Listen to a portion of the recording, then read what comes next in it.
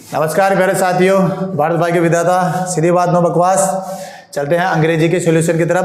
पिछले वीडियो में अपन ने देखा था साइकोलॉजी का सॉल्यूशन। समय कम है इसलिए थोड़ा स्पीड से अपन चलेंगे। पैसेज आपने पढ़ लिया, नहीं पढ़ा है तो हम आपको पीडीएफ अवेलेबल करा देंगे। जिन बच्चों ने ऑफलाइन दिया है वो जानते हैं पैसेज पढ़ने का टाइम अपन ने सामान्य टेस्ट में भी नहीं दिया, तो यहाँ तो देंगे नहीं। आगे चलते हैं। तो विच इज करेक्ट, यहाँ आपने को क्या करना है, विच इज करेक्ट। तो जहाँ पर ये दो sentence, student should pay due respect to all he is pressed by every one, तो क्या रहेगा आंसर इसका, at the pressed by every one. फिर आएगा student should pay respect of the therefore, answer रहेगा बी। जब दो अलग अलग चीज़ों को जोड़ेंगे तो किससे जुड़ेंगे बेटा, देयरफॉर से जुड़ेंगे। किससे जुड़ेंगे, देयरफॉर से जुड़ेंगे। ठीक है सर, कैसे जुड़ेंगे आ जाना ऑनलाइन क्लास में, वहाँ बता देंगे। ठीक है ना, आगे चलो। As a citizen we have to discipline our self as a citizen we have to obey the law of the society and state.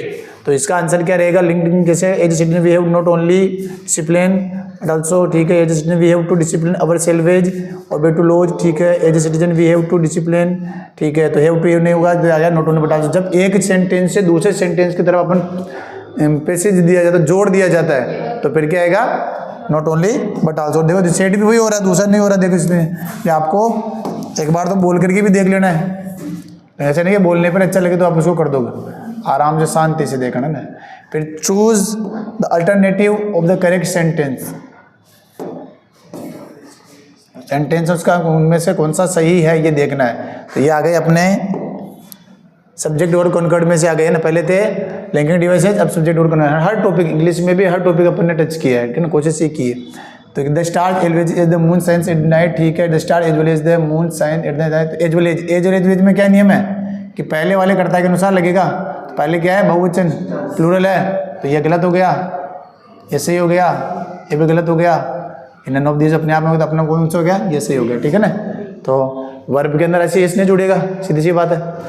ठीक है क्या, अरे भाई सही है ना, बोलो वेरी गुड। अंग्रेजों आधी क्लास खाली हो चुकी है, अंग्रेज इतने रह गए। अब याद रहे, बहुत ही कम बच्चों की अंग्रेजी रहेगी, लेकिन लेवल फर्स्ट वालों को तो अंग्रेजी जिसने रखी उससे फायदा रहेगा कि उसको पढ़ने में भी मेन के अंदर अंग्रेजी पढ़नी पड़ेगी उसको। ठीक है ना, फिर आगे दूसरा question, choose the alternative of the correct sentence each and every. Each and every से क्या बनेगा, सिंगुलर या प्लूरल, वेरी गुड। तो क्या आ जाएगा आंसर सीधा बी में, क्या आ जाएगा, हेज। क्यों, बाकी समय तो वर आर हेज, अपने आप प्लूरल, बात खत्म। चेंज क्या हो रहा है उस चेंज में ध्यान फोकस करो बस, बाकी और किसी पे ध्यान नहीं देना। आपको एक एक चीज को मिला करके फोकस करो कि सेंटेंस में कहाँ है आपका, केवल चिड़िया की आंख के ऊपर क्या होना चाहिए, ध्यान होना चाहिए। उस तरह से आगे चलते हैं अपन। क्वेश्चन नंबर 5, अभी सब्जेक्ट और कॉन्कर्ड में इसके बाद अपने आ रहा है इनफ्रेंसेज। इनफ्रेंसेज में क्या कह रहा है कि maintenance of the discipline is very helpful to making life smooth and progressive. Maintenance करना थोड़ा अच्छी बात है, लेकिन मेंटेनेंस करना तो थोड़ा हल्का सा negative. Value of the discipline, ठीक है, वैल्यू वो तो बढ़िया बात है। हैबिट भी एक तरह से आदत हो गई तो ना, शुड भी, और फिर शुड भी आ गया तो ये भी थोड़ा नेगेटिव गया। Discipline is not necessary for us, ये तो बिल्कुल गलत हो गया। तो इन तीनों में से ज्यादा किसकी है, B, value of the discipline. तो आंसर क्या हो जाएगा, वैल्यू ऑफ द डिसिप्लिन। फिर आगे चलते हैं अपन अपने पोएम वाले चैप्टर की तरफ। तो पोएम वाले चैप्टर को थोड़ा मैं दिखाऊंगा आपको, क्योंकि पहले क्वेश्चन अपना है रैम स्कीम का। अपन ने कहा था रैम स्कीम मेरी पीप लाई, फिर उसके बाद में आया स्लीप, और फिर आ गया स्लोली बाई, ठीक है ना, फिर उसके बाद में राउंड अलग से आ गया। तो ये आ रहा ए बी और सी। तो रैम स्कीम ये रहेगी। रैम स्कीम का तो आपको 101% आंसर सही होना चाहिए, ठीक है ना। फिर the moon comes every night to peep, चांद खुद आ रहा है, जमीन पे आ रहा है चांद कैसे आएगा, पर्सोनिफिकेशन से आएगा, है ना, ठीक है ना। वो कहते हैं कि चांद आपका टुकड़ा है, वो कहते हैं कि चांद आपका टुकड़ा है, हम कहते हैं कि आप चांद का टुकड़ा हो। ऐसे न जाने क्या था ना एक डायलॉग, अभी तो डायलॉग भी याद नहीं, अभी केवल एग्जाम के बारे में याद रखो। ठीक है, नेक्स्ट क्वेश्चन की तरफ चलते हैं। Question number 8, sea stands and then sea goes.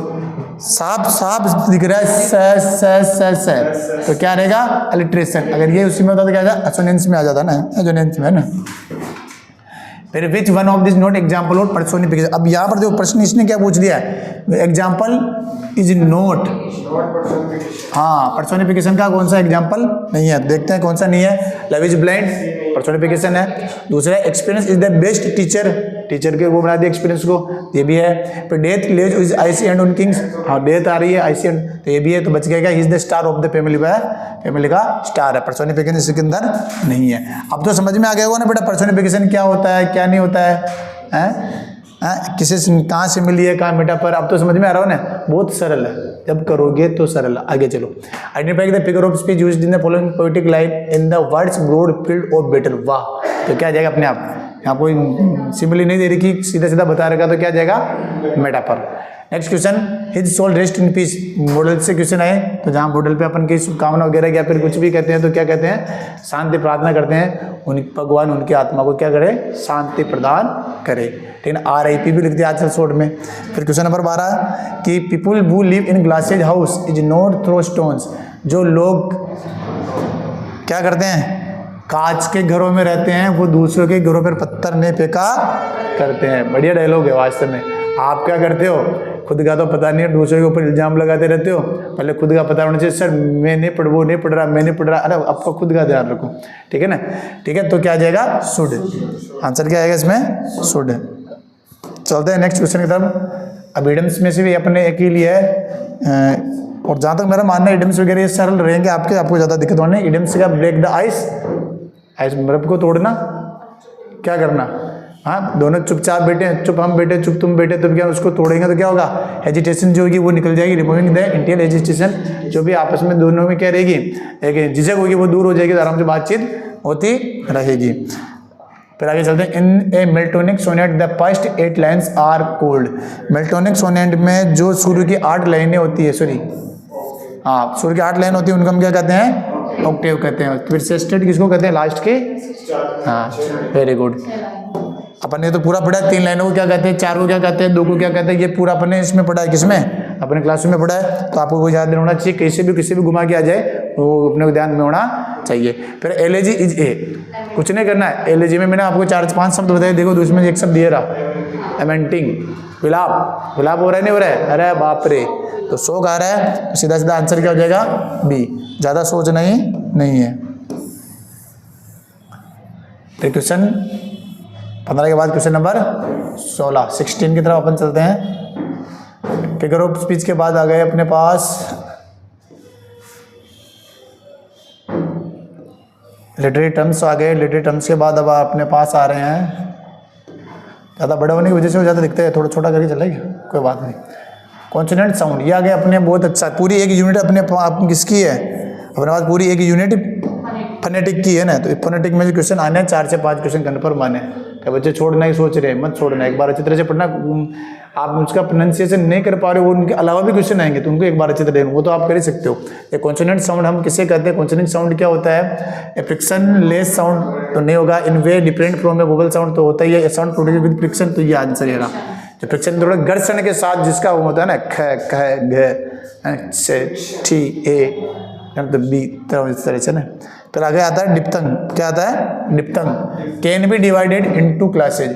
अच्छा ये आता है किसी को, क्या कहते हैं सर, हमने तो सुना मनप्तंग होता है, डिप्थंग होता है, 2 होते हैं, फिर मनप्तंग डिप्थंग इनके भी कुछ प्रकार होते हैं, तभी तो किसी ने हैं, तो कितने प्रकार होते हैं, 3 प्रकार होते हैं। आंसर मैं आपको बताऊंगा, 3 प्रकार होते हैं ना, कौन कौन से होते हैं, आप मेरे को कमेंट में करना, या तो आकर के यहाँ आकर के पूछना, या मेरे को पर्सनल पूछना, मैं बताऊंगा कितने प्रकार के होते हैं, ठीक है ना, ठीक है ना, 3 प्रकार के होते हैं। ये तो कह रहा हूँ ना, पढ़ोगे अंदर जा करके पढ़ोगे तब पता चलेगा, केवल आपने केवल गाइड पढ़ ली, गाइड में नहीं मिलेंगे ये चीज़ें, ठीक है ना।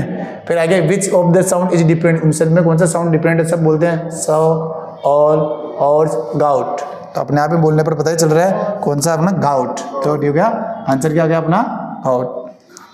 आंसर ही भाग रहा है कि मैं नहीं हूँगा, ठीक है।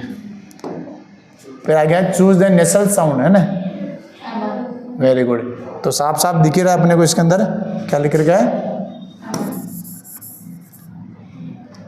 एम और एन, एल और पी, डब्ल्यू और जे, तो किनमें से कौन सा रहेगा, एम और एन, साफ साफ अपने को दिखता है, तो कोई प्रॉब्लम नहीं है। फिर आगे चलते हैं, स्पार्क, आर साइलेंट है, आर साइलेंट है, साफ साफ दिख रहा, तो इसमें आंसर क्या आ जाएगा, स्पार्क आ जाएगा, ठीक है ना। स्पोक हो ही नहीं सकता, स्पोक हो ही नहीं, स्पार्क, ए और डी, यहाँ पर ए और डी में से दोनों में से एक चीज़ होनी थी, अपने डी को अपने चुन किया है। यहाँ तक अपने ग्रामर के सारे पोर्शन खत्म हो गए। अब फिर चलते हैं अपन मेथोडोलॉजी की तरफ। The principle of gradation, the is giving grade no, simplifying the matter ठीक है, एज अलॉटिंग सीरियल नंबर ये भी नहीं है, is getting the matter, grading नहीं करते, सिंपलीफाइंग करते हैं पहले इसके अंदर। अपन क्या करते हैं? सिंपलीफाइंग द मैटर। सब्जेक्ट को क्या करेंगे? सबको सिंपलीफाई करेंगे।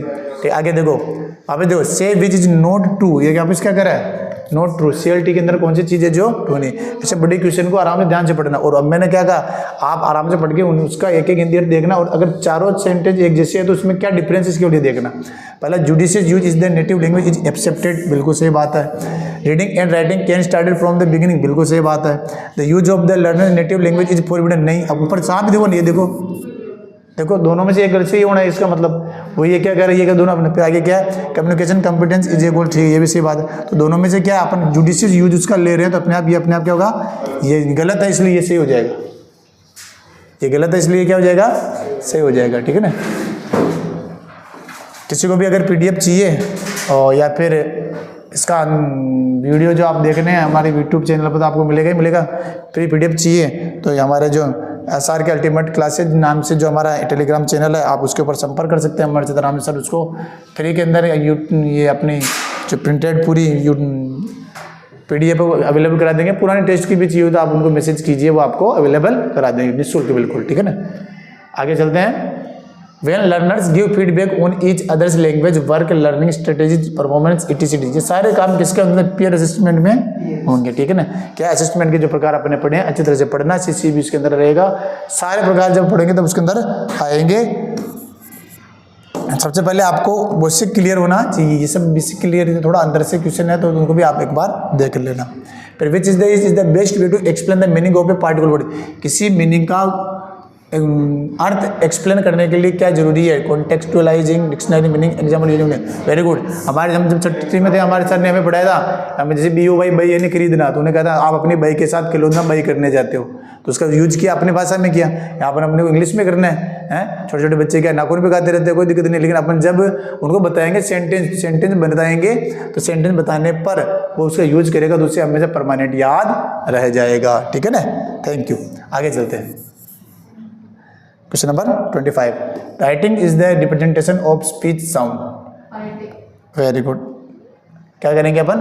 ग्राफिकल, फोनेटिक, सिस्टेमेटिक तरीके से अपन जब लिखेंगे तब क्या होगा? अच्छी तरह से रिप्रेजेंटेशन अपन कर पाएंगे, इसलिए क्या आएगा? Systematic representation. ठीक है ना। फोनेटिक नहीं, फोनेटिक तो बोलने में, ग्राफिकल को मान बढ़ाने के लिए।